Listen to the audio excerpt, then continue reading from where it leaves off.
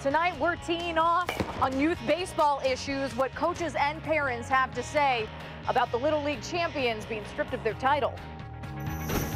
Pretty good swing there, huh?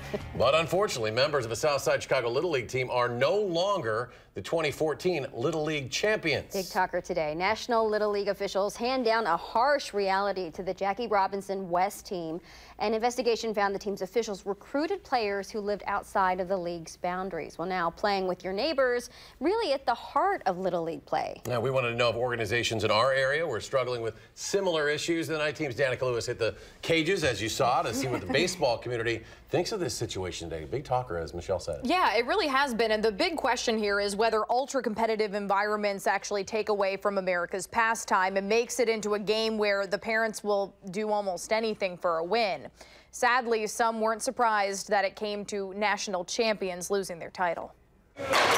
Sometimes the best lessons are the hardest ones. Sometimes the hardest time for Trevor Hundley to stay on the sidelines is when 10-year-old Jackson is up to bat. When you're on the field, you're the coach. When you're off the field, you're dad. And sometimes there's that temptation when there's a gray area, maybe to bend the rules to try and make good things happen. And it's a shame that they crossed the line. I think that's where those life lessons come in with the game. Cale Battles doesn't coach the kids practicing at Greg Reinhard Baseball Academy, but he does run Verona Little League. All 450 kids that tee off on his teams are from the area. It's a community-based organization. We don't want to cross boundaries. Battles says he doesn't have to deal with families trying to jump those boundaries, but the Chicago Little Leaguers, no longer champions, are proof the rules aren't there to be broken. I feel horrible for those kids. I really do, because I don't think an 11, 12, 13-year-old kid understands, well, wait a second, you mean I live on this block and I can't play with this kid, or I can't play in this league because I live here?